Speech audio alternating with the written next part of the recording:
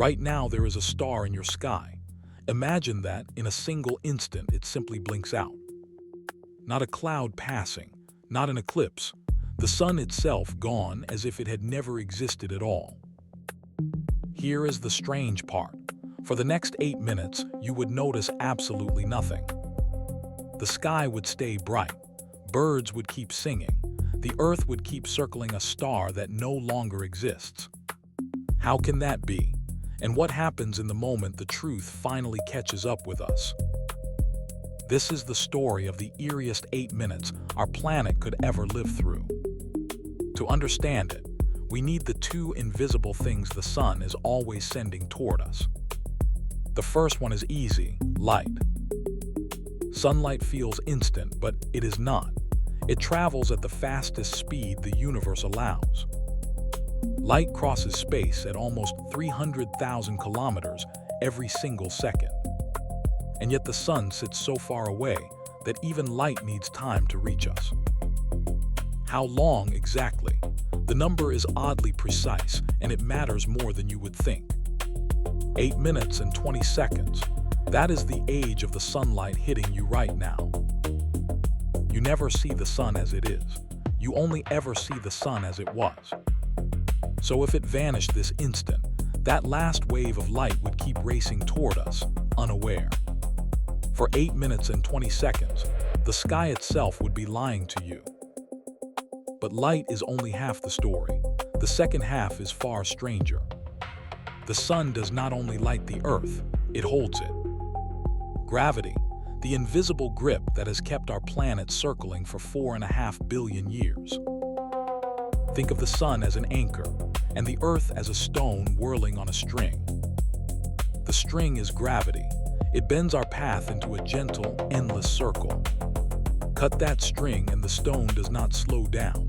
It flies off in a straight line. Now here is the question that fooled scientists for centuries. If the sun disappeared, when exactly would the earth feel the string snap? Newton believed gravity was instant. Snap the anchor here, and the earth would let go immediately. But Einstein showed something deeper and far more haunting. Gravity is not instant. It travels, and it travels at exactly the same speed as light. This is the twist that changes everything about our vanishing sun. If the sun blinked out, its gravity would not stop reaching us right away. The pull would keep arriving, like the light, for 8 more minutes. So the Earth would keep curving around a sun that was already gone. We would orbit a ghost, warmed and held by a star that no longer existed. Both signals, light and gravity, would race outward together at the very same speed. Which brings us to that one terrible moment, 8 minutes and 20 seconds in. Picture the Earth here, sweeping along its curved path, exactly as it has always done. Then the pull vanishes, and in that instant the curve becomes a straight line into the dark. The sky goes black, and at the very same heartbeat, the Earth stops turning its corner. It does not get flung outward, it does not spiral, it simply stops curving. The Earth keeps the speed it already had and carries straight on, exactly where it was pointed. This is Newton's first law. A moving thing keeps moving in a straight line unless something pulls it. And how fast are we already moving? The number is staggering. Right now, silently, you are riding the Earth around the sun at an incredible speed. About 30 kilometers every second, faster than any bullet ever fired.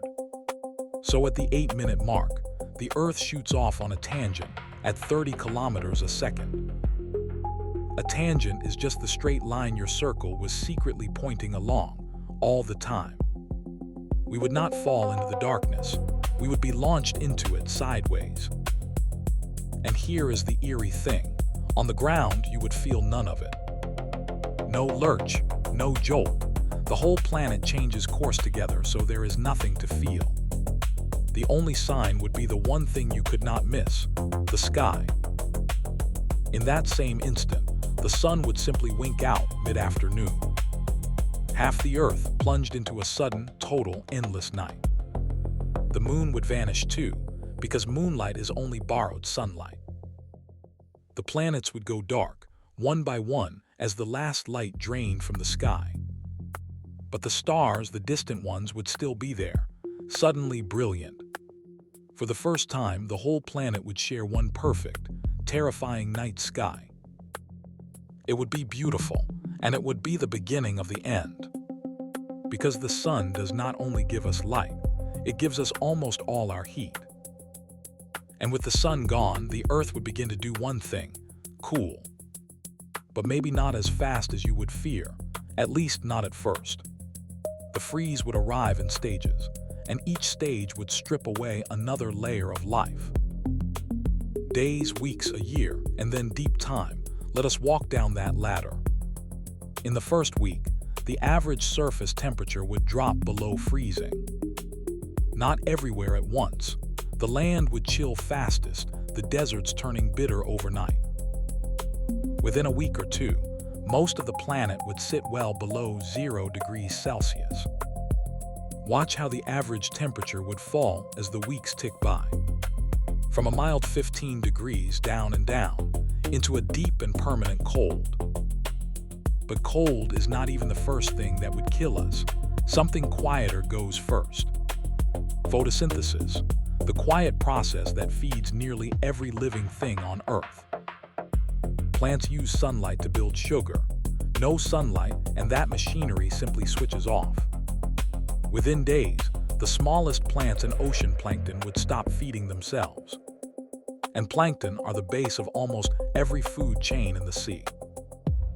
Pull out the base, and everything stacked above it begins to starve.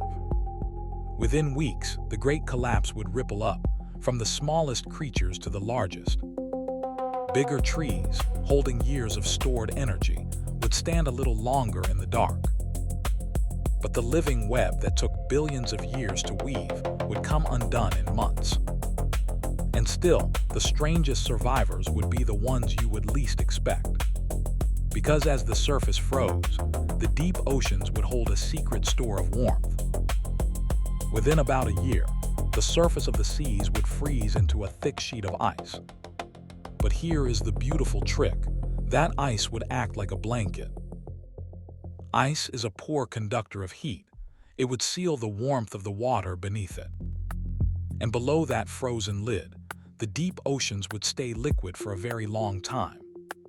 Not for years, for thousands of years. Because the Earth has a second furnace, one that has nothing to do with the sun. Deep beneath your feet, our planet's core still glows at thousands of degrees. That heat is left over from the birth of the Earth and from decaying elements inside. It leaks slowly upward, warming the deep sea from below long after the sun is gone. And where there is liquid water and heat, there can be life. Around cracks in the deep ocean floor, strange creatures already live in total darkness. They never needed the sun. They feed on heat and chemicals from the Earth itself. For them, the death of the sun would barely be news at all. In the crushing dark, in a frozen world, a last refuge of life could quietly endure. But for the surface world, the cold would only deepen. After a few years, the air temperature could plunge toward -100 degrees. And then something almost unimaginable would begin to happen to the sky itself. The air would start to freeze. First the water vapor, then in the far future the rest. The very atmosphere could fall as snow, settling in frozen drifts upon the ground. A world with no sun, no warmth, and eventually no air left in the sky. But by now, the Earth would not even be near where the sun used to be. Remember, we flew off on that tangent at 30 kilometers a second. That is over 2.5 million kilometers every single day. The Earth would become a rogue planet, wandering the galaxy with no star to call home. And rogue planets may be more common than we ever imagined. The galaxy could be full of these dark, frozen worlds, drifting silently between the stars. Orphans cast out of their systems long ago, each one carrying its own frozen story. Our Earth would drift for millions of years before passing anywhere near another star. A tiny frozen ark, still carrying life in its hidden, warm, dark seas. But let us return one last time to that very first moment, the 8 minutes. Because that is the part that should truly haunt you. For 8 minutes and 20 seconds after the sun vanished, everything would seem perfectly normal. We would feel the warmth of a star that was already gone. We would orbit a sun that no longer existed, held by the ghost of its gravity. And then in a single shared instant, the light would die and the Earth would let go. The sky would go black, and our planet would fly off into the dark in a straight line. Forever, chasing a horizon that isn't there, warmed for one last moment by a star that had already stopped shining.